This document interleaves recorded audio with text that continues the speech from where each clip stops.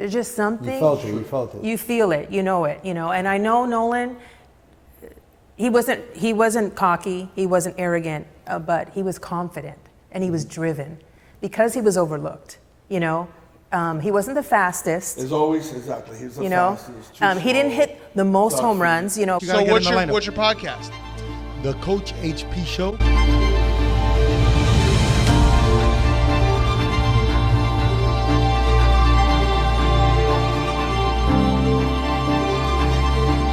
What's up, everybody? It's your coach. Welcome to the #1 positivity podcast on the internet right now, the Coach HP Show.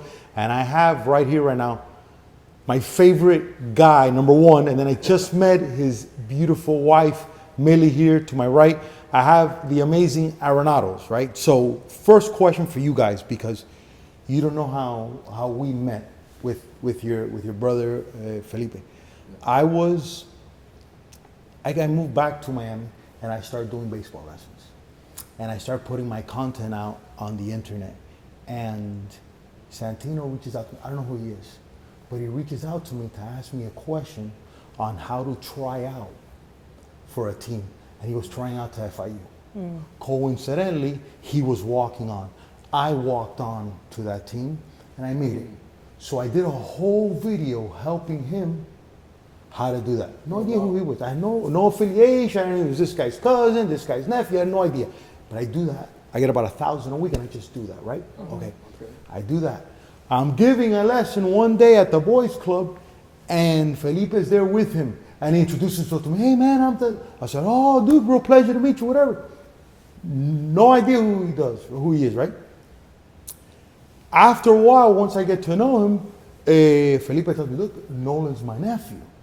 And what shocked me was, which is very interesting about this, I go, man, that the guy asked me and he wouldn't ask that to Nolan, right? Because Nolan would be the perfect guy to talk to, but sometimes guys are like fearful to be vulnerable and to tell his cousin, hey man, maybe because he might think like he's something's off, right?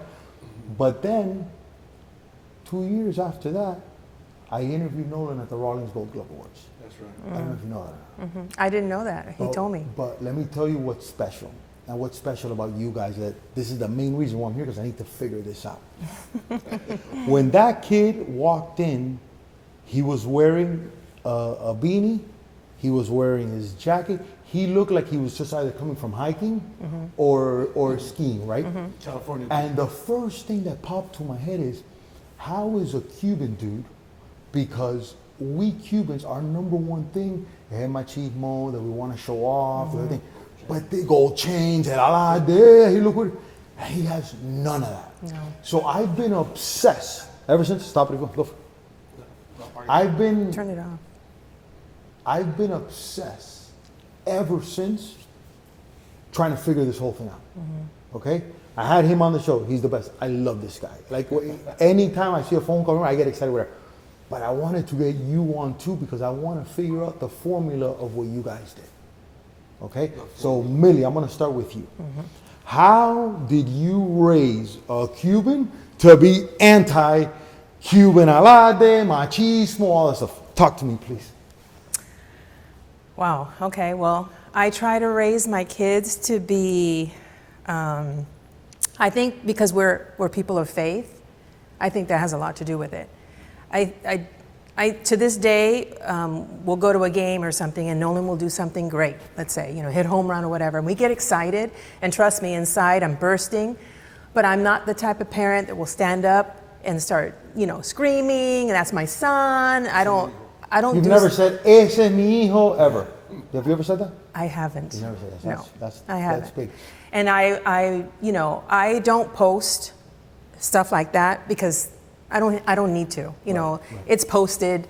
The team will post it. My nieces and nephews will post it. We have family. I don't need to do that also. Right. So basically, I just feel I'm very self-conscious of how I behave because I don't want to be that person is so like braggy or braggadocious. I don't want to be that person. I feel that I just think that we need to remain as humble and as real and normal as we can because it's hard. No, super. Okay, so here's a question for you. Were you born in Cuba also? I was not. I was born in New York. Oh, that makes sense. My dad is Cuban. That's the hack. Yeah. That's the move, because he didn't get that cube. You got No. that New York clean English, Yeah. very elegant. What And part of New York? I was born in Queens, but I've lived most of my life in California. And California, you know, there aren't as many Cubans, obviously, you know, as opposed to Miami, Right. you know. And so when I was growing up, it's not cool not to be American. You know what I That's mean? the cool So thing, you kind of, yeah. like, I'm proud to be Latin. I really am. And I speak Spanish. I can read and write Spanish. But, you know, I was also very aware that you don't want to be different. You know, you Yeah. want to blend. You want to be like everybody else. My parents spoke English. You know, I think that has a lot to do with the way I raise my kids. Okay, now, here's the question. Still with you, Mili, tranquilo. Still with you. No problem. It's good to hear. Faith, right? How does two people of faith meet, okay? Were you always of faith? Is this something new? Because I've noticed that kids and people of faith, maybe that's why I like talking to him so much, because I feel the faith, even though I'm not like I don't go to church, but I feel that God with my life has just taken me in directions. It's just insane, right? Yeah. So how did you guys of faith meet? Was it there in the beginning? Did you guys cultivate that together? Talk to me about that. We did cultivate it together. Fernando came, we were both brought up Catholic, Okay. you know, and we were the kind of,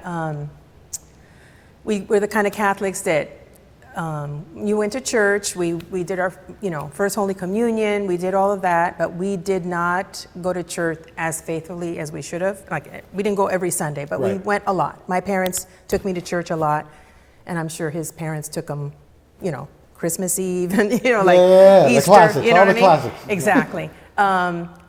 But when he came to faith right before we got married, so, Okay, well, hold on one second. okay. When you, how long were you dating to that point? Talk to me about that. Okay, so we And were to- why did he go to faith? Okay.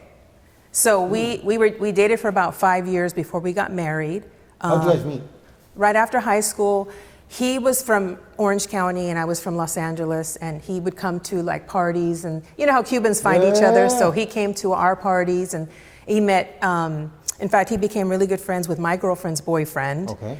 And then that's how we met. And I really didn't like him when I first met him. Now, why? Because he was the Cuban guy? Yes. He was too Cuban, right? Yes, Okay. he was too Cuban, and A white, too cute. yeah, but you know, too much out there, and then we started dating, and so he came to faith before I did, because I think that he got tired of, you know, the partying and going out, staying Right. out late, and the friends and all the things. You know, I think he wanted. I think at a certain age, most of us, you know, we were all young, right? How young? We got married at we were 23. I met him when I was. Are you guys the same age? He's a year and a half older. Okay. And he just was, I think he just got tired, right? You got tired of going out and doing the things you were doing. And we were maturing and growing up. And then, so he came to faith first. Were you suspect? Were you happy? Yes. Because remember, towards like, oh, this guy's gonna become a religious freak now. We're Yes. gonna do Bible all the time. Yes. Because we always go to the extremes. Yes. Right. So we still got married. We had the big Catholic wedding, Okay. the whole, you know, the whole service and everything. And I remember him talking to me about faith and about I should read the Bible and everything. And my first like response was like, "Are you kidding me? Like, you're telling me to read the Bible?" You know what I mean? Right, I was right, never right. the kind that I wasn't out there partying, doing the things I shouldn't be doing. Right. So I'm like, "You're telling me?" Now, So you weren't doing that because your parents had been set you the right way, or you just knew better? my parents were divorced, by the way. Okay. So I was raised by a single mom. Oh, wow. Yeah. So there was just something inside of me, you know, my mom was a good example, hardworking.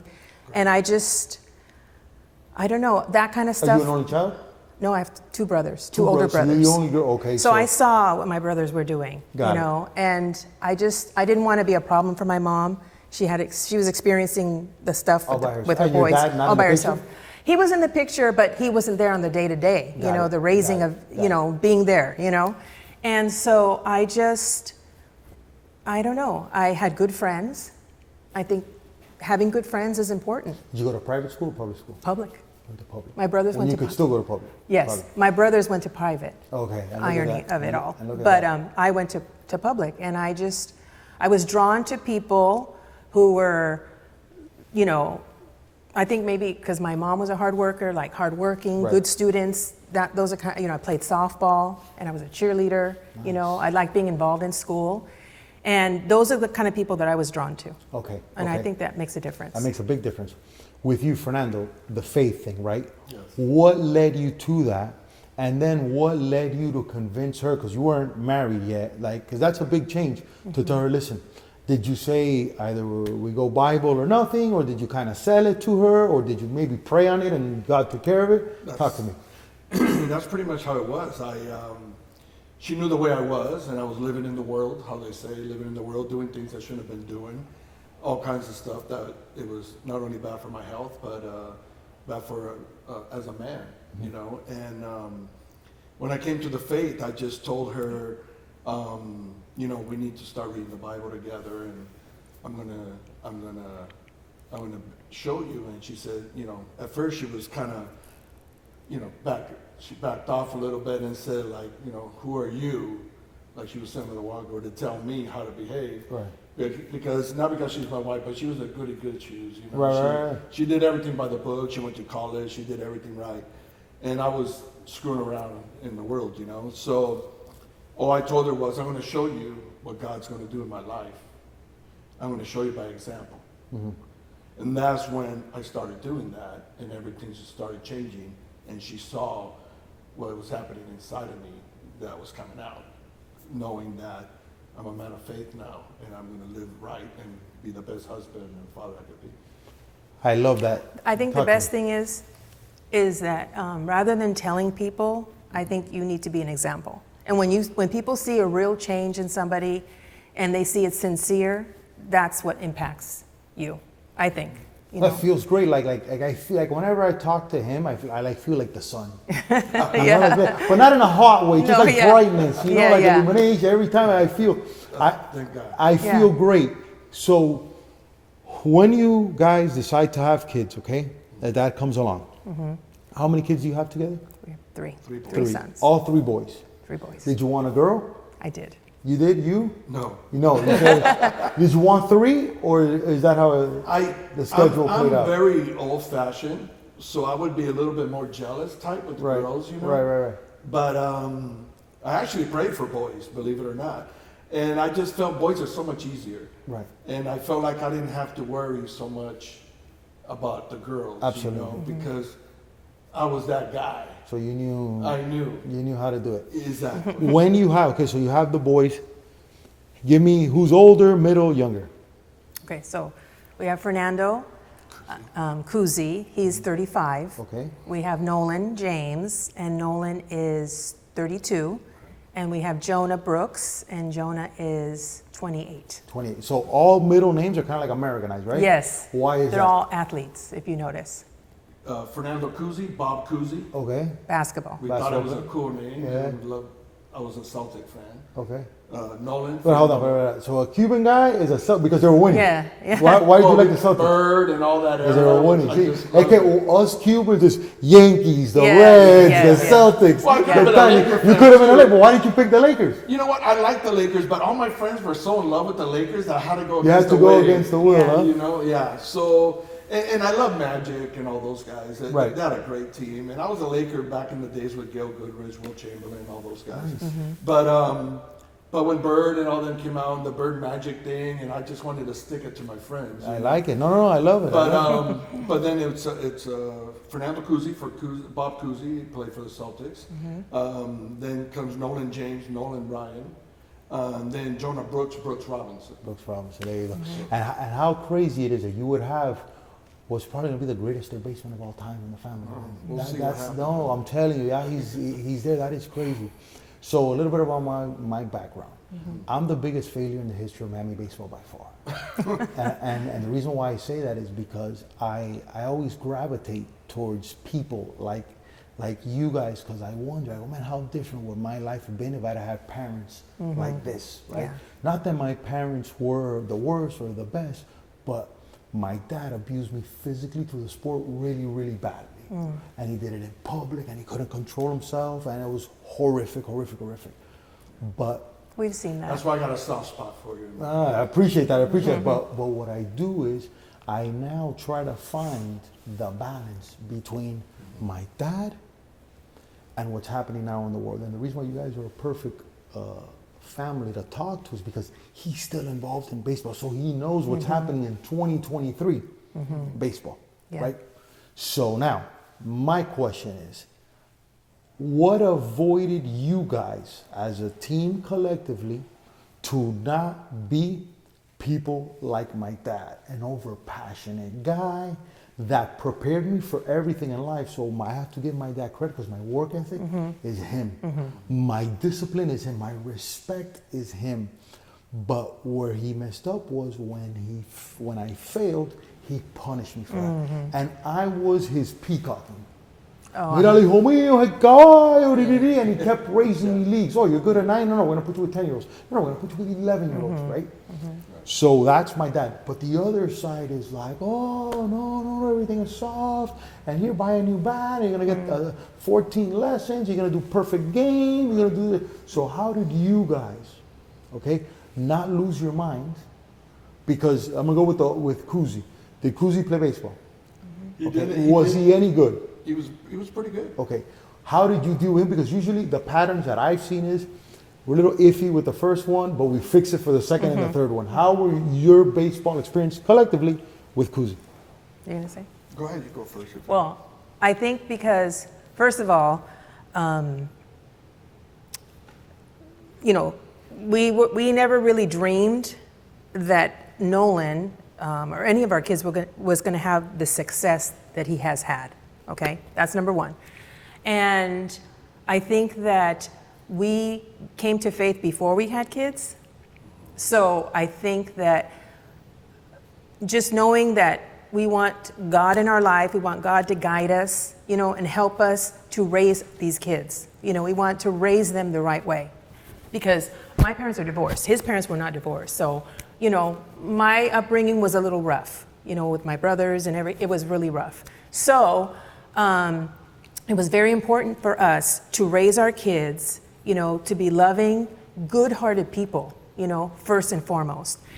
Kuzi was our oldest, and he was a very good athlete, but Kuzi was really small. He was a late bloomer. Oh, wow. Okay, so he loved all the sports. He was good at basketball, baseball, So you guys allowed him to play all the sports? Yes. Whatever they wanted, we were going to Whatever they support want, it. yeah, And at one time, he became a really good surfer. I mean, he did, but he was smaller. So baseball, you got to be strong. Right. I mean, you do. I mean, Altuve is a freak of nature. Yeah, of course.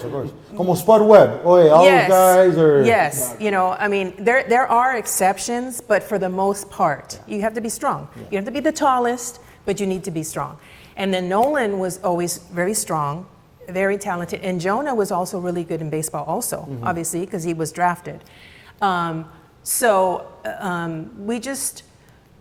think, honestly, just the kind of people that we are, and just allowing God to work through us, just kept us grounded, kept us humble.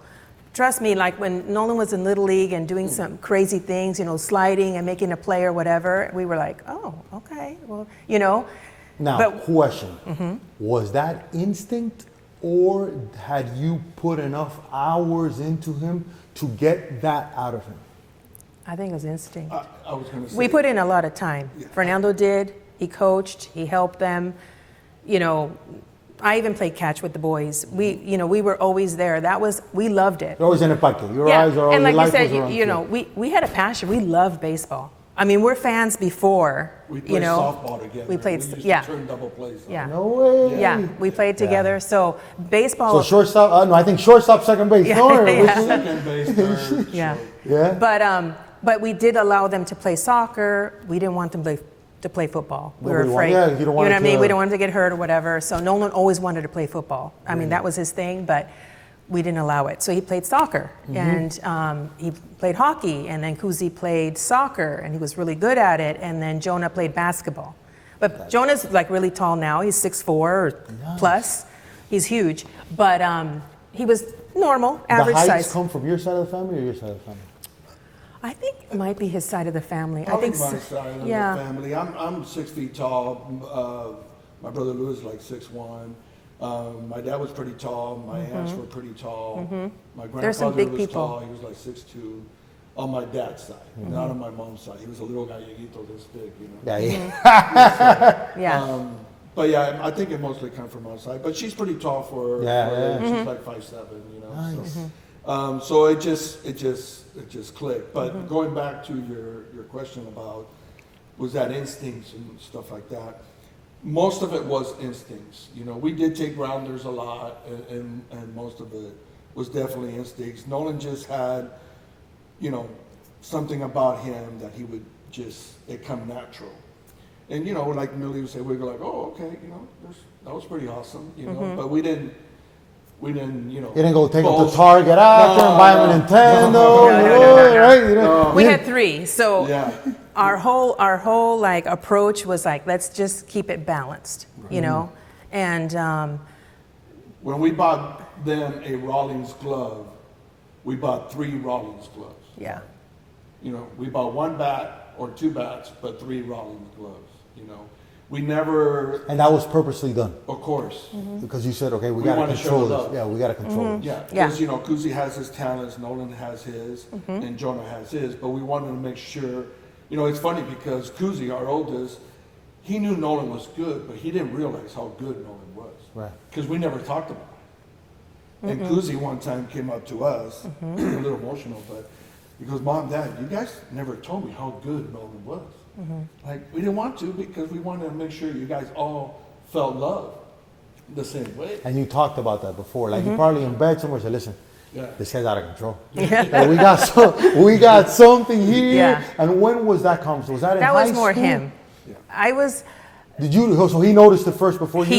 He did, and he would make comments. He'd say like, you know, there's something You know, special. There's something special about this. And I would kid. say, like, because to me, having grown up, like, being baseball fans, you know, before my parents got divorced, we would go to Dodger Stadium. We'd go every old timers. There was an old timers game, and it was always on a Sunday, and it was a big deal because all the old baseball players would come back, and it was like a big thing, you know, and it just becoming a Major League Baseball player in my mind was just something that was just too far to achieve. It was just it never entered my mind. Let's just put it that way. It just didn't.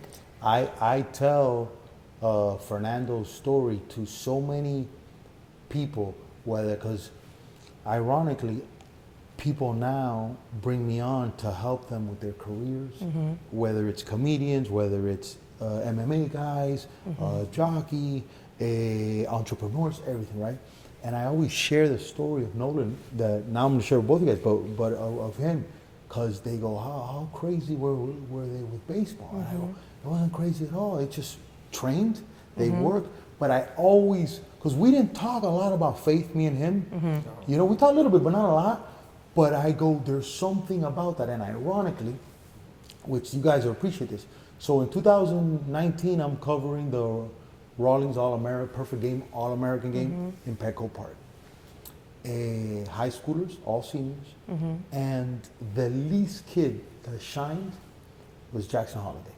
The least kid that shined. I interviewed him, okay? Not knowing who he was. I interviewed everybody, but me cayó bien, I liked the kid, he was super cool, friendly, blah. But every time he hit a weak ground ball second base, and there was people that had a lot of hype there because you had Andrew Jones' son, you had Tamar Johnson, you have Elijah Green, you have guys that, out of that group of kids, I think 15 guys went in the first round. Wow. It was insane high school thing. But after, my buddy John Jay sends me a message, and Jay goes, "Oh, say hi to Jax. That's my boy." And I didn't put together he played with his dad. So all right, yeah, I'll say hi to him. Where? And then I interviewed him halfway of the year when he was already the guy. And I asked him, and they talked about how not only are they huge into faith, but they have the parents have a podcast. Yeah, they do. I'm working on getting Matt and his wife. I already reached out to him, and he's like, okay, they're in Stillwater, Oklahoma. But there was a kid there that he was an All-American, but he didn't have the hype of being a 1-1. But he said he went to his dad humbly and said, I need help. I had the worst summer of my life. And his dad grabbed him and he got stronger. He got stronger, 80 pounds of every type of exercise. And he started hitting, and it clicked, right? In Nolan's case, when did you tell her we got something special? He was in When he started training. what grade? Remember, he got a trainer. Yeah, I think it was his sophomore year Okay. of high school, where What kind of trainer? He got Physical trainer or baseball A trainer? physical Physical. trainer. You found it for him, or his buddies had it? or how did I they had find it? I found it. I found him through another trainer. What gave you the idea to do that? 'Cause that's a big, we don't talk about that. That's a big fine on your part. Because other people are, their parents are worried, la bobería of their life, whatever, but you're actively involved in your kids. Yeah, how I found him was because there was a couple scouts that would come in and watch other kids, and I would ask them questions. What do you think about this guy? What do you think about that? I also know a scout named Steve Springer. He has he has his own little CDs about hitting and stuff like that. And I talked to, he got a cup of coffee, and I played with him when we were kids in football, and he became a scout. And I asked Steve, so what do you see in guys, and what do you see in my son? You know, he goes, well, you know, he needs to get stronger. He should be weighing about 190, 200 pounds, 215 by the time he graduates. He goes, because he's got some tools, but he just has to get stronger. He's got that Latin body. He's going to get a big old butt, and he's going to be ending up behind the plate. And I don't think he wants to play behind the plate. You know, I go, no, he doesn't. He wants to play out, middle infield. You know, he goes, Shortstop, I remember you told me, shortstop at the time, and then we'll move. as a sophomore, he was a first baseman, but he played varsity as a sophomore at first base. Anyways, and it clicked, and I found out through a friend and another trainer, and then he started training with this guy named Jim Moss. Okay. Now, Jim Moss is a sheriff, gun-ho guy, where this guy, he's SWAT. literally, he's literally crazy, but he's A good great. way, In yeah, way. a good kind of crazy. And Jim Moss was working out with your manager here in the Marlins, Skip Schumacher. Okay. A guy named Reyes that pitched for the Cleveland at that time. Jeff LaRue, who was a minor leaguer with the Angels. Jim Edmonds. And Jim Emmons worked out a couple times with them too. Jim Emmons thought he was nuts. He didn't come back anymore after Right, that. they pushed them. Yeah, so there was 4 or 5 of them that were working out, and Jim Mouse lit those professionals up. And I would park my car outside because I didn't want to be that dad, you know, go in there. I'm just going to let them do this thing. I'll wait because if I leave, I got to come Regular back. dads don't do it. Regular guys, if they could jump on top of their kid's back, Yeah. they do it. But I'm telling you, but Yeah. you did so you watched, okay? I just Yeah. got And in what my were you car. seeing? And what were you seeing? I was seeing him coming out and throwing up left and right Throwing up, literally. Yeah. because he was so in the workout and he was so exhausted. And at times I'm like, Lord, am I doing the right thing here? Now, did you go to him at that point? Because, you know, moms are like, oh, we're killing Yeah. him. He doesn't need to do this. Well, Life is fun. Base sports are fun. Did you have that conversation? Did you pray about it first and then tell him? Or talk to me about honestly, I trusted him. it.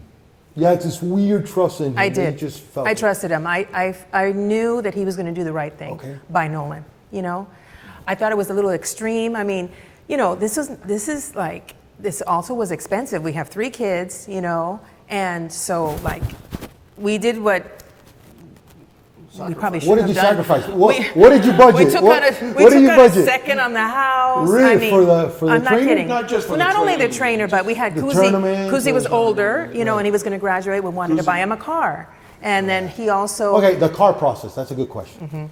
Did we just hand out people cars? No. Did they get a hand me that? Talk to, because that's a big deal. What was the car process? So Getting a car. Kuzi got a used car, but it was nice. What It was did he a get? Toyota Tacoma. Nice, And it that's was a red. nice car. Really nice. It was like 5, 6 years Yeah. old, whatever. I mean, we didn't take the loan out just for Nolan, but we took the loan out because For the we had, family, yeah. for the family, for all the, you know, we had some medical bills and you know, we wanted to buy Kuzi a car. He was graduating from high school. Okay. You know. So he got the was gonna Tacoma. go to college. What did Nolan get? Nolan got a Ford F-150, 1980 something. Yes. And What color? Used white. it was white. We called it the crapper. The crapper. And to be honest with you, it was the best car possible because in high school, these kids, they don't know how to Just beat park. up the car, yeah. And dings everywhere. Yeah. And you throw all the equipment in the back, Yes. or whatever. And what did the young one get? He didn't. He got to drive the truck after Nolan. Yeah, Right? Yeah. He yeah. got to drive. There's the a truck. lot of then- hits in this truck. Let me Yeah, stick yeah. with Well, it. actually, Nolan used the truck, and then Geraldito used the truck. my Your nephew. nephew used the truck. Nice. And then Jonah used the truck for a while. Right. And then Jonah really didn't get a car. He really didn't get a car until he bought himself the Jeep.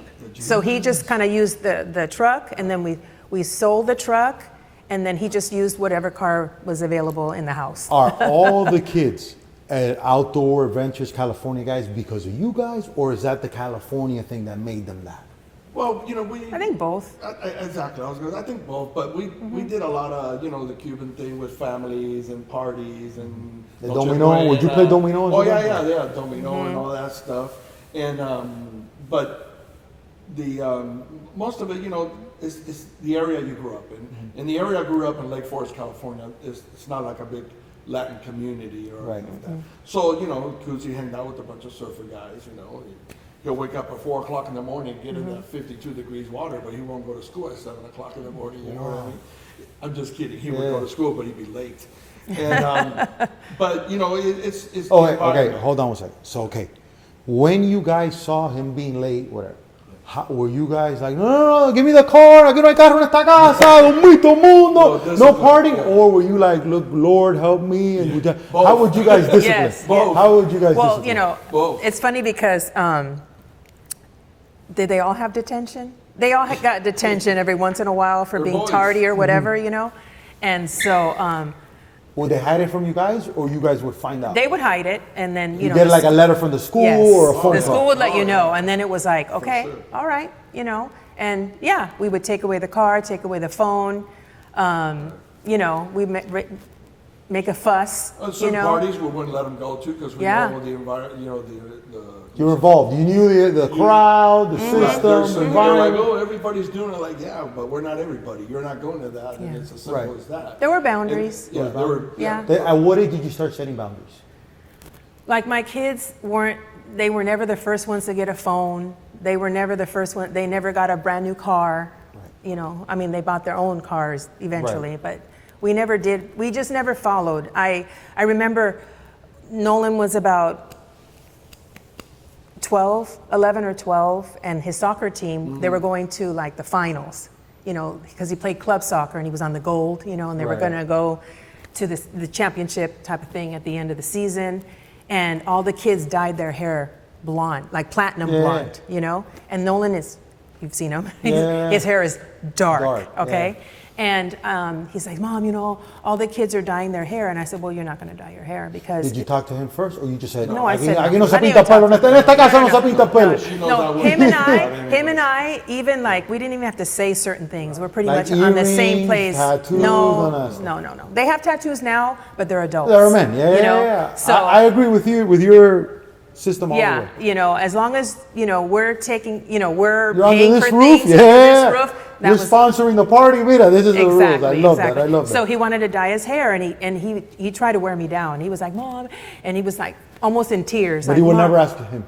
No, he didn't ask him because he would have said no. He would have said no. So he kept asking me and begging me. I'm like, you're going to ruin your hair. Your hair is so dark, Nolan, that it's going to turn orange, and then it's going to take us such a long time to try to get back to normal. I'm like, I'm not doing it. You're not doing it. Let me tell you something about his hair before I forget, because it's important. When I interviewed him, coincidentally, I go, let me tell you something. I'm a big fan of long hair, Nolan. Yeah. Right? And he Yeah. told me, he's like, I let it grow, but my mom gets pissed when I cut it. I get in a slump. Yeah, whatever." yeah. That guy as a guy who has no hair, I can appreciate a great set of hair. He's You know got- what I'm saying? Okay, It's you're right. tremendous hair. He has the best hair. That's the best hair with the flow Yes, atrás, and it comes yes. out of the helmet. And it's not too thick. That day that he got into the fight, that he threw the hair there, I he know, parecía huh? a lion, I you know. know, it's like, I know, he should- which is awesome. And Yeah. I always tell him, like, dude, the el bigotico with a little Yeah. goatee and the hair, that's the look. You know, Yes. I would bring that back. Yeah. So now high school senior year comes, he starts getting attention, right? Yeah. Agents, money No, comes into actually, play. he didn't really get an agent till almost graduation. They were called advisors. You can't say agent But, at that age but or what whatever. happened there was we had a kid in our team is 6'8", throwing 95, and I invited this kid to go to Minnesota for a perfect game showcase, and Nolan came. You know, obviously me and Nolan went, but I invited this kid, Thompson, and some reason this kid hit 97 that day, and right away he was like The guy. the guy. You know, Aflac, team, Aflac, like all of that. it, all of it. So when we come back, Nolan goes, I can't believe Chad, because Chad was like easygoing. Yeah. He goes, I can't believe this guy threw 97. Now everybody's talking about him. I'm like, hey, good for him. You know? But it drove Nolan crazy. Yeah. Really? Because he's so competitive. It fueled him. Fueled him. Yeah. So anyways, that happened, and then he was the last pick for the area codes which is the Brewers area code. Right. Josh Pulaski and also Rodriguez. They You mean said- the scout team? the scout team. Scout team. The scout team. The They were- area code also, yeah. it was the same team. So they said, hey, we got one more pick. It's between this kid and this kid. And they all said, hey, give Nolan a shot. And it so happens that that's when he made that area code team, it's when I said, okay, things are going to start rolling here. You know, Because you knew he was going to get the exposure. you get the exposure. And he got more exposure too, because this is something that's always been in my heart. When we were driving to Long Beach, California, where the Dirtbags play, where she went to school there. When we were driving, That was over for the there, area codes. Nolan looked at me and he goes, "Hey, Dad, this is it. This is my shot." Because he wasn't really getting noticed, you know, He just said that out of the blue. out of the blue, and it kind of hit me. You know, I'm like, "Listen, man, God has a plan. Okay, don't put." I was trying to loosen him Loosen up. him up. Don't worry about it. Also tell him, there was Austin Romine was being recruited. He's 2 years older than Nolan. So we saw scouts. We saw. Yeah, you saw scouts that were interested. It's like being at a party and no girls talking to you, but Yeah. they're talking to the people. Yes. And Yes. me and you are in the corner. Wait, what's happening Yeah. here? We're in the That's wrong exactly- party or what's going on? That's exactly what happened to Nolan. They're like bald guys here? What's going on? There are all these players on his team, or his teammates, Right. were getting all this attention. And you'd see the scouts come up to talk to them, and they pull them aside after the game, and they talked and whatever. And then Nolan's like, And what would you guys tell him when you saw him? Well, driving up there, I just told him, "Listen, God has a plan. Don't worry about that stuff. Go have fun, dude." I made it sound. I was nervous. You were nervous. I was nervous. I'm not gonna lie, but I made it act like I don't care about this stuff. You know, I really don't care. Whatever happens, happens. What was breakfast on the way to these things? What would you guys stop at? No, I mean, usually we go to Bagels and Brew, and he would get like an egg and bagel or something like that. Okay, and you too? Yeah, me too. Look at me. No. I'm big into that kind of stuff. Yeah. So, anyways, we head out there, and that's when he said that. I told him, just go have fun. Well, it just so happens that the other third baseman is a Matt Davison, who got picked in the first round sandwich. of the sandwich, what they call the sandwich round. He was picked in that first sandwich round, but he made the Aflac team. So that opened the door for Nolan to play the whole time. Nice. Right. So what did he do? He kicked butt. He went crazy. He went crazy, hitting against the wall. And if you ever been over there, that's like 420. Yeah, it's big. It's a poke. It's a poke. something And you shine. inside, I don't know about you, but in me, something just, I knew Nolan hadn't peaked. There's just something. You felt it. You felt it. You feel it, you know it, and I know Nolan, he wasn't cocky, he wasn't arrogant, but he was confident and he was driven because he was overlooked, He wasn't the fastest, It's always exactly. He's the you know. fastest. Too He didn't slow. hit the most Tough. home runs, we would hear, there was a kid at that, because his class, there was a lot of talent. A lot of kids got drafted. Right. He played on a travel ball team, and they won the world baseball, Here in the Jupiter. world bat, wooden bat They won baseball that whole thing, thing. And there was a lot of kids in his class that were getting, so much attention, Oh, yeah. scholarships, everything. But imagine everything. there wasn't social media back then, like how it is now. No, Not as much. no. This is things that not only kids but parents aren't prepared. No. Like how you're prepared. Like somehow you think it's God? I think it's God because that's the ultimate stop.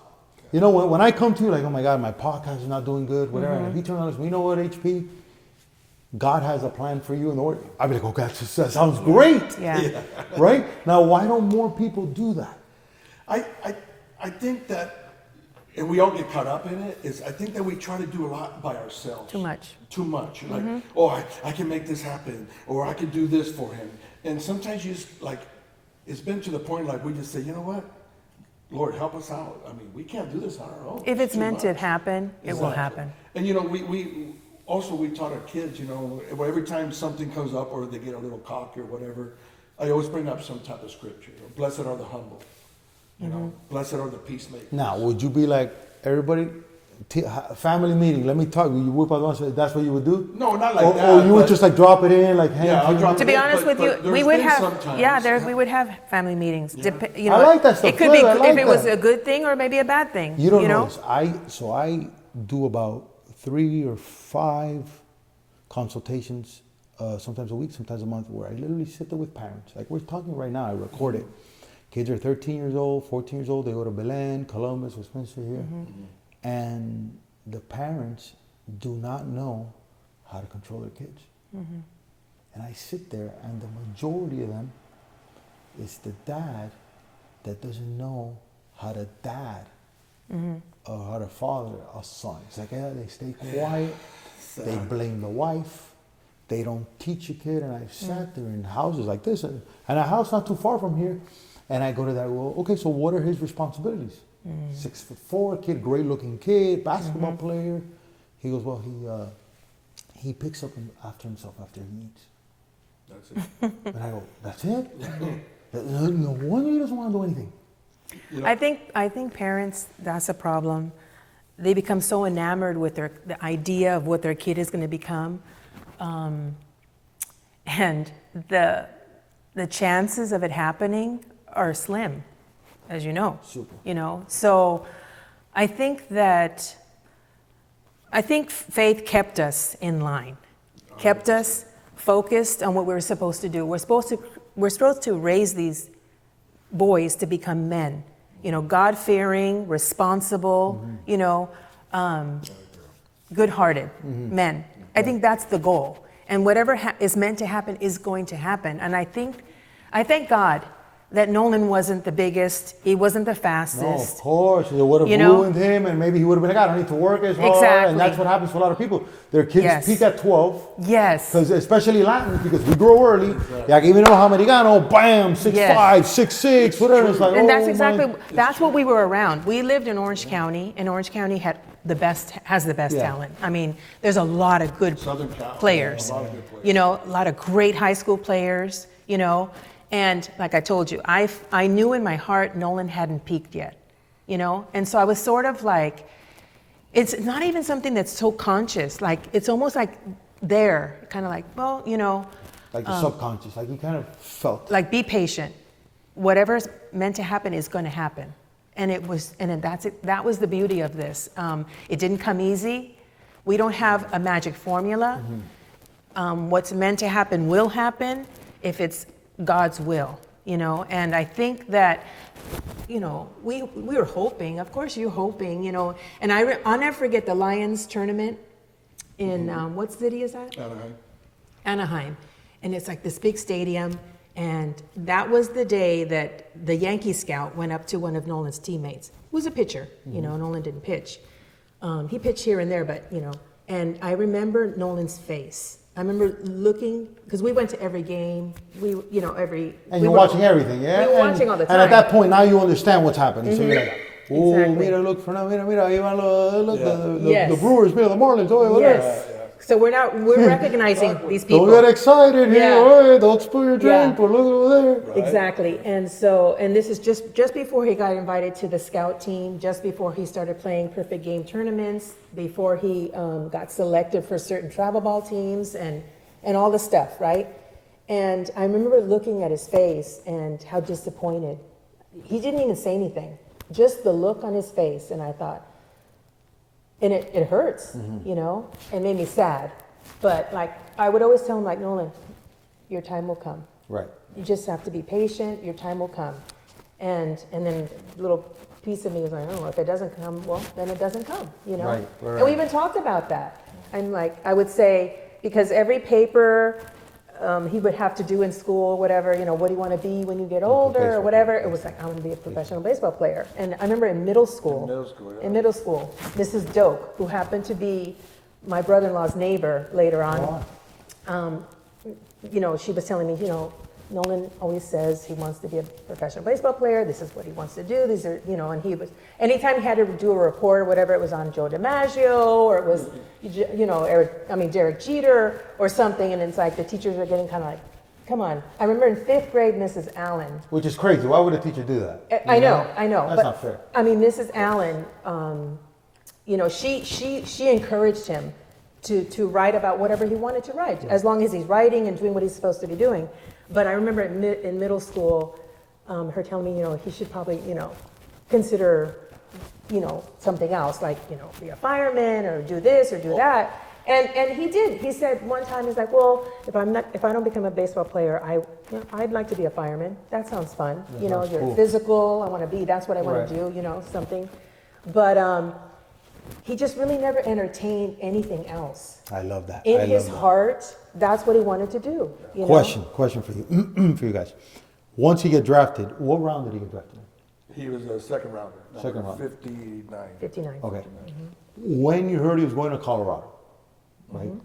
Were you like, wow, or oh, it's gonna be cold? Like, what was that? What were you guys saying? Or were you just happy We that he didn't was? care. We didn't care. You didn't care? We didn't care. It was so exciting. Oh my God. You know, we invited the family over because we said, hey, Nolan might get drafted today. People started coming. Plus, we also played it off like it was whose birthday? Sister. It was my sister's birthday. So we played it off like a A birthday. May birthday or June birthday, so you kind of threw it Yeah, in. it was June. Exactly. Uh-huh. And then Don't worry about these 7 cameras that are over here. This Yeah. is yeah. No, there wasn't cameras. There was no newspaper. There was nobody there. It was just the family, the cousins. Yeah. I was on the Someone had internet suggested watching. call the Orange County Register. I'm like, no way. No way. No way. Because if he doesn't get drafted, no, my it's God. terrible. Yeah. You know, and then the newspaper will be there. Why'd you get drafted in the 25th round? Yeah. You know, you know what I mean? That's what you want to say.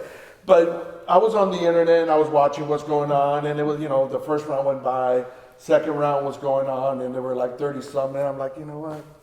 Fuck that out, you know? Yeah. Whatever happens, happens. So we went outside and stuff.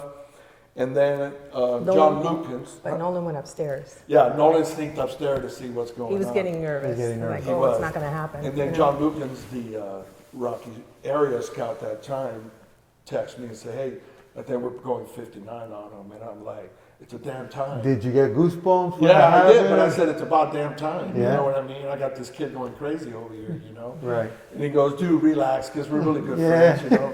So anyways, and then it happened. I went upstairs. You went upstairs too? Uh-huh. And And I then- asked him, Nolan, are you okay? He's like, yeah, I'm okay, Mom, but you know, I'm just like, I'm getting nervous. Like, you know, I hope it happens. I'm like, it's going to happen. Look at that. After the first round, the guy's getting nervous. Yeah. But it did happen, and we all celebrated, and so much for the birthday party. But it was great. But going back to what you said about parents, if you don't mind me going back. Of course. to that. Go I think what's happening now in these days, to be honest with you, and I hope this helps any parent out there, is, you know, we have to be able to say no to kids that are young, that they don't know what they're doing yet. And we want to be their friends, but we also have to parent at the same time. And I'm not trying to teach anybody how to be a parent or anything like that, but it's good to be your kid's friend, but it's better to be a parent, because you're the one that has the knowledge and wisdom that he doesn't have to make the decisions that are right and wrong for them. So I believe that the parents need to be able to control their kids a little bit more and be able to say, no, you can't go to this party because I know what's happening in that party. Or no, you can't drive today because I know what's going on. Question. Okay, that's a good thing you brought that up. Yeah. When you do that, right? Yeah. Do you offer an alternative? Like an example. Listen, you can go to that party, but you can do this. Or is it literally, you're not going to that party and leave? How would you deal with that? I think we've done both before, to be honest with you. But there was a time where No, tell him about the, That's was right. it prom? the prom. Well, he Or had, winter formal. he had a big showcase. On Sunday. On Sunday, Bryce Harper was there. All the Yes. top dogs were there. And he Yelich, bombed. It was terrible. everything. He went 0 for 5 with 5 Ks. It was awful. And I'm just like, I'm biting my lip. I'm like, I think should have went to the party. Yeah, Oh, because he went to a party. Okay, that no, night he went to prom. it was winter formal, because I remember it was cold and it was rainy. And we found out one of the boys, because they go in groups. It's Right. a bunch of friends, and then the girls go Right, and right. whatever. So there was going to be an after party, because the dad was like a race car driver or something, and the parents weren't home. Oh. And they lived in the canyon. And you knew this, Beautiful or house. you found out about I it? found out because, people talk. So Moms talk. Yeah, a girlfriend of mine, because her son was not invited, she was kind of mad. So she calls me and tells me, was Nolan invited to so-and-so's house? And I'm like, oh yeah, as a matter of fact, he mentioned, his name was Mike, he mentioned that Mike was having some kids over. And Nolan asked me if he could spend the night. And I said no, because tomorrow There's a big we got to drive all the way to Compton. It was, Urban Youth Academy. Yes. So I said, no, Nolan, you can't spend the night. Well, why not? You can pick me up in the morning, this and I'm like, you're not going to spend the night. I'm not going to pick you up at crack of dawn and take you all the way to Compton and you have not slept. I'm like, no, you're not spending the night. I'm going to spend the night. I'm like, because he was packing up his little clothes that he was going to change into. And I said, you don't need to take that. You don't need to take it because I'm not going to do it. But nothing to Fernando, everything to you. No, yeah. So So because he knows he's going to tell him no too, Look right? at that.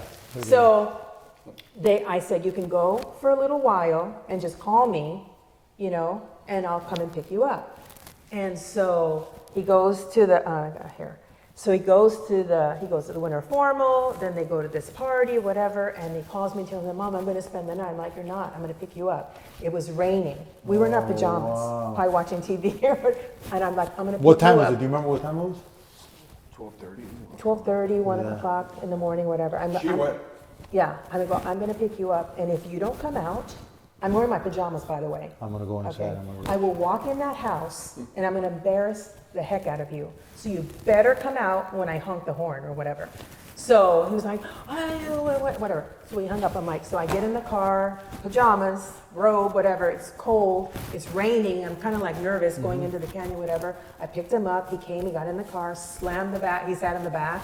And he sat in the back. Uber style. Yes. He's Uber. Yeah. He's in the back seat. Qué cabrón. El chofer vino. He didn't say 2 words to me, whatever. He goes in the car. Home, James. Yeah, he gets in the car, whatever. We go home or whatever, and then the next day we go to the whole thing. Okay, the whole baseball thing. And it So was now you're there. awful. So you're there. 0 for 5. You're ready to talk to me. What do you He think? gets in the car. Well, He was like in he was tears 0 for almost. 5, and he was like, I think I really screwed up. And I'm like, why would you say that? And he goes, Dad, I went 0 for 5 Ks. I'm like, so what? I told him, so what? Yeah, you screwed up. I told you, this is a sport, and it's a hard sport, and you need your rest to play this sport. And I think that kind of clicked a little bit too, because he took it more serious after that. Andy Shaw, he was a scout. Yeah. He came up to us. He's He came an up to the agent. car. He's an agent. Yeah. Oh yeah, not a scout. He was an agent. He came up to us in the car. He's like, and he just peeked in the car. He's like, Nolan, don't worry about it, because he was He wanted him. You wanted him, He yeah. wanted him. And so he's like, don't worry about it. It was a rough day, but you'll be okay. And blah blah blah blah blah. We were just like crushed, thinking like, oh shoot, this is not good. You blew it. But it all, I just told him, hey, you still got the season ahead of you. These people, there's other guys that didn't do well either, and they're well known, so I wouldn't worry about it too much. But, we were bummed out because he didn't listen. We were trying to help him. Right. But he made a choice, and there was consequences. That to was every not a choice. good choice. Not a good choice. Not a good choice. How long was he in the minors for? 4.5 years, because 3.5.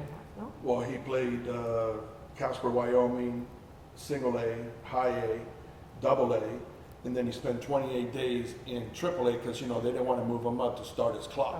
Right.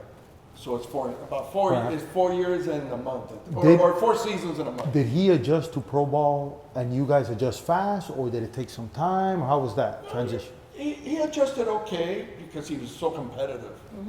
But I mean, to the bus rides and and all the stuff. I think He learned a adjusted- lot. He adjusted Yeah. He pretty grew well. up a lot. Yeah. He grew up fast. Him and Jonah too, because Jonah got drafted in the 26th round, in the 16th. 16th round. Yeah, but Jonah got lucky because Jonah has him Yes. Right. kind of say, hey, look, do this and do that. Right. You know, Yeah. that's Jonah a helped thing. him. So he went to Casper, Wyoming, to a host family, and they were great. They just so happened to be people of faith too. Look at that, man. Yeah. What a coincidence. It's meant to be. It's meant to be. And then he ended up with them in Casper, Wyoming, in the middle of nowhere. They took the team out of there because it's so far from all the other teams, you know. But he learned a lot. He learned how to, how to take care of himself, or when to eat, and he started getting a routine. Nice. And that's how he learned to be a professional, to be honest. When he gets called up to the bigs, where were you guys? Oh, I know. We got a big story about that. Let's hear it. Are you sure? Yes. Tucson. So he's playing with Millie and I was tired from practices and stuff, and Millie goes, I'm going to drive to Tucson. I go, you're not going to drive alone. Out of the blue. Out of the blue. Well, we hadn't seen him in a few weeks. Right. You know, we hadn't seen him, and so I'm like, I want to go to Tucson. Let's go this weekend to watch Nolan play. He's like, I'm not going because it's 7-hour drive. Yeah. I And you know. couldn't take planes? It wasn't in the budget? Well, or? no. Well, like you'd have to still fly into. I guess. Yeah, you got to the rent a airport. car. Yeah. Dos a Guajiro. Oye, carro, let's go. Let's go. Exactly. Let's have It's easier. control of everything. Exactly. 7 hours on the road. Oh my He didn't God. want to go. I didn't want to Let's go. go. Let's And just then- go. And then Millie kept pressuring me, and I said, I didn't want you to drive alone, because if something Of happens course, and in there's- the freeway or, in the desert, she's alone. What are you guys talking about in that drive? That's what Well, I he's want mad to at me. know. I'm mad at her. You're mad. Yeah. Because I didn't want to drive In alone. English or in Spanish? ¿Tú le hablas? both. You're like, oh, yo trabajo en este muchacho. Yeah, déjame el weekend off Why? plan. Like, why? He kept saying, like, why? I'm like, I don't know, I just want to go. I miss him. I haven't seen him in a while. Right. Because I had driven, I took my mom. My mom was like, when he couldn't go, because Jonah had something going on. Right. I take my mom, or, you know what I mean? I always, I drove to a lot of these places because Arizona, Tucson or Scottsdale, because I liked it. Yeah, Millie, I do. she drives, Yeah. she loves to go watch any of them. And even now, sometimes she'll drive to Arizona to see the grandkids. Okay, but hold on. So you're angry. When did your anger stop in the No, drive? it doesn't stop. Oh, was it the whole way? It gets worse. So we get to In and Out about 40 minutes from Tucson. And Nolan gives me a call. He goes, hey, Dad, where you at? I'm like, well, we're about 45 an hour away to go see you play. He goes, oh, by the way, I'm not playing today. So I'm like, what do you mean you're not playing today? I told you, we come over here, yet the Tito is not playing, you know what I mean? So like, what do you mean I'm playing? He goes, yeah, for some reason they gave me the day off, but now that's 2 days that I'm not playing. And I'm like, well, that's Weird. ridiculous, Yeah, so you weird, know, yeah. that BS is what I said, So we go, well, we're here, we'll meet you, after, we'll go leave 2 tickets anyways, we'll watch a game, and then we'll go eat after, and whatever happens the next We'll hang day. out, yeah. So we went over there, we were at we saw the game that he didn't play. Yeah. We And went then, to BJ's. And then we went to BJ's, and we're sitting there, and I'm kind of bummed out, and I'm on my phone, and I see this. What'd you order? Do you remember what you ordered? No. No? You remember what you ordered at BJ's? You know what? Like a barbecue chicken salad. Yeah. or something. Actually, it could have been that He ordered- that Cajun thing they had. Yeah. Jambalaya or something. I was already on fire. Anyways, the bottom line is that I was looking Nolan on was Twitter, mad. and they said Nelson, who was Chris the Nelson. other, Chris Nelson, Uh-huh. DFA, Third baseman for the the third Rockies. baseman for the Rockies. And I'm like, dude, Chris, DFA. And I got chills, and I'm like, hey, Nolan. He goes, yeah, I know, Dad. I just got this text. I go, what does that mean, dude? He goes, I don't know. Then all of a sudden he got another text. No, he got a phone call, and it was the clubby for the AAA team. He goes, hey, Nolan, you got to come to the hotel. Coach Glenn Allen Hill. Yeah, on the hill, basically. Yeah. He goes, Glenn Allen Hill, who was his manager, said he wants to talk to you. You need to come over here now. So he got another call and said, hey, Nolan, you might go to the show. So we're like, what the hell's going on here? So all of a sudden, it's like, Yeah. oh. So Nolan goes, hey, Dad, I got to go. I go, dude, not even every food got here. And then I told the lady, hey, here's a credit card. So we get in the car, we take off, we go to the hotel, and Nolan goes to the room. We're waiting outside, and we see this limousine out there. It was a white limousine, and we see this limousine, and I'm like, what is a limousine doing in these cheap hotels? Because, you know, in the minor league, they stay in cheap places, you know. And then all of a sudden, Nolan comes out, and he has two guys carrying his bags. I go, dude, pick up your bags, man. Como tú vas a dejar estos tipos carry your bags for you? He goes, Dad, I got called up to the show. No, and then the guy tells you, Oh, you know, yeah. big leaguers don't carry their own bags. Oh, the guy goes, big leaguers don't carry their bags. And I'm That like, makes me want to cry. Of course, you crazy? yeah, no. I'm like, what? He goes, yeah, Dad, I got called up to the show.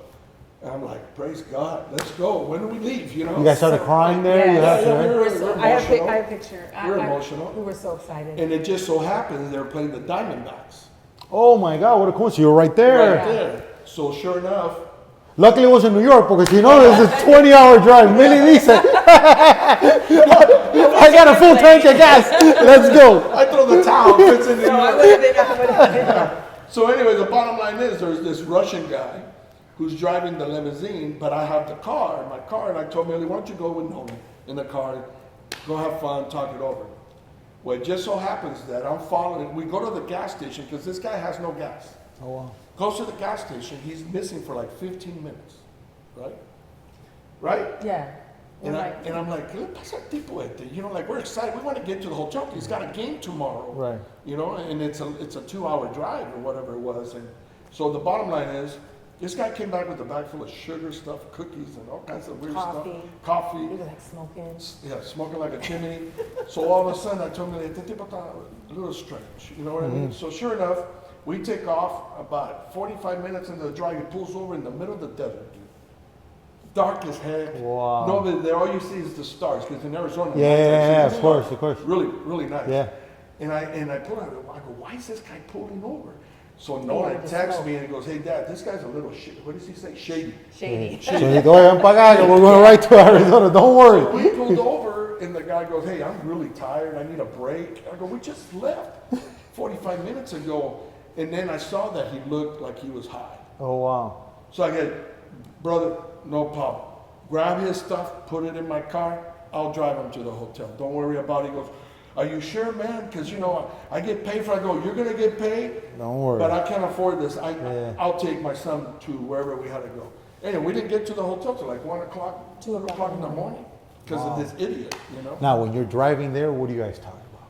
We're like, we can't believe it's happening. I'm calling people at, you know, late at night. Our families on the phone, everybody's yelling and screaming. Yeah, hey, and then they're trying to figure out, like, are we, you know, should we drive? Should we fly? Right. His girlfriend, you know, like, we're trying to figure out, you know, how are we going to handle this? It's a really exciting time, but it's also a little chaotic. Yeah, the logistics are. Yeah. Exactly. I have no clothes. I have shorts. They're gonna put me on TV. I don't have the right clothes. I'm like, Especially for women. You know, Yeah, it's like, a big deal. You're like, oh, but come then, on. Then it got, you know, but we get to the hotel. He goes to the room. They receive him and whatever, and it's late. I'm sure he didn't sleep. So for them, you know, we go to our hotel, and I remember telling him, I just said, I got really scared. I'm like, you think he's ready? And then you're like, he's ready. You know? Yeah, he's ready. How old was he at the time? 23. Was he 23? Yeah, no, 23, 20. Yeah, he was 23. He was. So at nighttime, you told April me. 28th. Yes. And he got called up April 28th, and they gave him his number 28. I don't know how that. I mean, it hit me like he's debuting, like, Yeah. like this is it, like Major League Baseball. And you he know? lined out twice to Para. Yeah. Lomato. He Yeah. walked. He got on base though. We were very He excited. walked, but he lined out twice, two Yeah. ropes, and he dove and caught it. And I'm like, gosh darn it. Yeah. But anyways, then after that, they're playing in Los Angeles. And everybody already bought their tickets. We had a big old, way in the nosebleed section. We were able to get good seats, but all my family was in the nosebleed section up there. And he hits his first home run over there. Everybody went You nuts. know, ironically, Skip Schumacher, which is a really good friend of his, the Dodgers, it was a blowout. Believe it or not, the Rockies were blowing out the Dodgers. Wow. And so they didn't want to keep using pitchers, so Skip Schumacher came in to pitch, you know. I don't think Nolan hit the home run off of Schumacher. No, it wasn't. But he hit a double. No, Schumacher broke his bat. And Yeah. he goes, you might have got hit from me, but I broke it back. Yeah. You know, It doesn't matter. They're competitive. Yeah, of course, You know, it was of course. just like- Schumacher's a great guy. one Yeah. thing after I've heard. his first at bat, Amazing. he didn't get a hit. His second at bat, he hit a grounder, like a really hard grounder down third base, and the runner from first to second was safe. Oh, for the he short. needed to So first. that took out of the Yeah. That was his first infield hit. infield hit. Infield, so we're like, thank God, okay, he got a hit, you know? Nice. So it was, I think his third at bat, he hit a home run. Right. And I remember I was sitting there, my mom and my mother-in-law, they were to the left of us, and Jonah, his agent at the time was here, and then Jonah was over him, and then Frema was on, I think you were to my left of me, or whatever, and all our families, we kept waving at them, you know? And the people around us kind of knew, like, oh, is that your son, or whatever, so it was kind of, you know, they were kind of like Supporting cheering that, with us. yeah. So it was kind of, the whole group was there, and we were so excited. So then he hits the ball, and I remember it just kind of like, it was sailing, you know, and I remember looking at the ball thinking, oh my God, it's going to hit the fence. Like, he got hit, you know, it's at least a double. And Right. I'm looking at the ball, and it went over the fence. Oh wow. So I froze. In a second, they're like, he just hit a home run. I stood up, and then Jonah and I were like, yeah! That's when she was like, "Ese mijo, ese mijo." So him and I, because nobody's in front of us, you know, so me and Jonah were just like, and I couldn't believe it. It was a pretty cool moment for sure. And then the greatest moment is because we grew up being a Dodger fan. Yes. Vince Scully made the call. Made the call. And we have it on recording. Right. And the The kid kid from from Lake yeah. Forest, you know, The way he said it. It was awesome. Oh, and Arenado. Talk to me about the feeling when he starts being good, because now there's steps to it, right? It's drafted, minor leagues, called up. He's doing good now in the big leagues. Going back just real quick, when he was in his junior year in high school, the senior there was Austin Romine, who got drafted by the Yankees, who caught for the Yankees many years. He's played with the Twins and other teams. He was hitting by himself in the cages off the tee, and I went to pick up Nolan from school, and I go, hey, who's that over there? Is that Austin? He goes, yeah. He goes, that's what it takes. He goes, what do you mean? I go, that guy's working by himself, nobody around him, soft toss, but he's dedicated. That's what it takes. You got to be good at something, and he's trying to be the best he can be at hitting the ball. And then he goes, yeah, you're right. You know, he worked a lot on that. I go, you got to be like that. And that's where his work ethic started coming around. But going back to what you said, When he starts getting good. when he started getting good is he took High A, Jerry Weinstein, who's a catching guru, but he was his manager in High A. Jerry Weinstein took him under his wing and was hard on him. But I told Jerry, I go, when I got there, I met him, Nolan goes, Dad, this is Jerry, our coach, our manager, Jerry Weinstein. How you doing, Mr. Weinstein? I just want you to know, I want you to treat him like he was your own. You know, don't be afraid to ride him. That's what happens to a lot of these guys. They get these kids, and I hear this a lot, that the professional coaches don't want to ruffle any feathers because they want to keep their job. You're going to keep being on the moon. Right, they want to take the credit, they get out there and stuff like that. So Jerry took him under his wing, and he goes, "Oh, he's such an easygoing guy, and he's a good friend. Whenever I call him, I could call him anytime about baseball. He still helps the Colorado Rockies. Nice. This guy's 70-some years old, and he's the best shape I ever seen. Wow. He's amazing. And I told Jerry, just ride him, don't be afraid. And then Jerry took him under his wing, and he made him take pre-games. Nobody takes pre-games in pro ball. He made him take extra grounders. And him and another gentleman I think he was working with the Atlanta Braves. I want to say Smith, but I could be wrong. Anyways, he was another one that took Nolan under his wing. But Jerry Weinstein was the guy. rover, he would come and... Right, he was a rover. But Jerry Weinstein was the guy that took him under his wing and told him, hey, you could be special if you work at it. And he took to heart, and he got a routine and did his thing. Money doesn't buy happiness, but it buys a lot of things, right? Of course. When the big contract comes into play, right? What are you guys telling? Because what I love about it, I want to hear what you guys are telling each other, right? Versus the world, right? Because how are you hearing this? We're expecting this much. Talk to me about that. Okay, well, first of all, when he got his first contract from the draft, I told him, you're not going to go buy no Mercedes-Benz, you're not supposed to get it. Right. You're buying a used Tahoe that you could throw all your stuff in. So we bought a 2-year-old that had 24,000 miles on it, great shape. What color? Black. Okay. He blacked it out. He you blacked know. it out. I don't have a problem with that. It's still not at 90,000. Claro, un G-Wagon de Right. esto, they go crazy. He wouldn't have bought that anyway. He bought that and he loved it. Had it for 4 or 5 years before he got rid of it. When the new contract came up, I go, if you want to, Troy Tulowitzki had a Ferrari. Carlos Gonzalez had a Ferrari. They were like always in competition with stuff Right. like that.